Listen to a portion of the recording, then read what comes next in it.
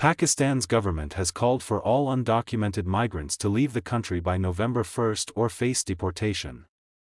The decision largely stands to impact the 1.7 million Afghan refugees who live in the country without documentation. Many Afghans with proper documentation have found themselves swept up in the enforcement as well. The decision poses wide-reaching consequences, but it is not the first time the country has tried to crack down on the rights of refugees, says Hamid Hakimi, Associate Fellow at the Asia-Pacific Program and Europe Program at Chatham House.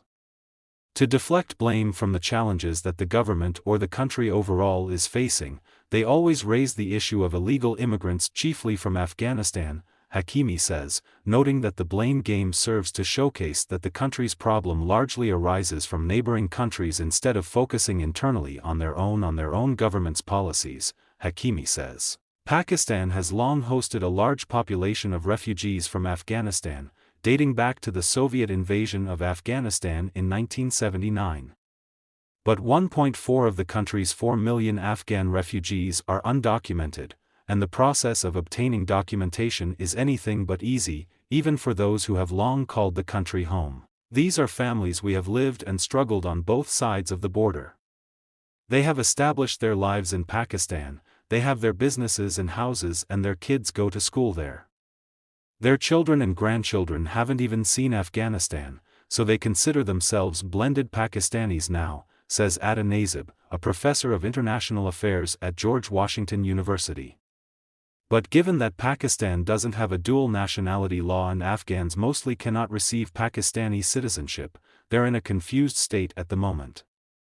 For refugees who recently arrived in the country following the U.S. withdrawal from Afghanistan, documentation of any kind is hard to come by. Pakistan failed to create a lasting plan for the 700,000 Afghans who poured into the country after the fall of Kabul. The UNHCR stopped issuing registration cards to Afghan refugees, she says.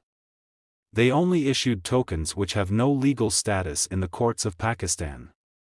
In a statement, Pakistan's Ministry of Foreign Affairs claimed that the decision was compliant with the country's domestic laws and was not targeted towards Afghans in particular or foreign nationals with legal residency. The government of Pakistan takes its commitments towards protection and safety needs of those in vulnerable situations with utmost seriousness. Our record of the last 40 years in hosting millions of our Afghan brothers and sisters speaks for itself.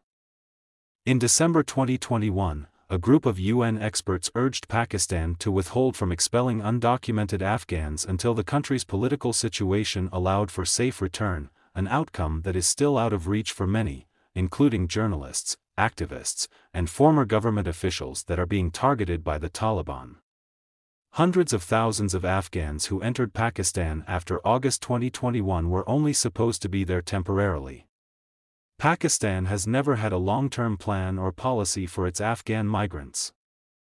To get more videos, like and subscribe my channel.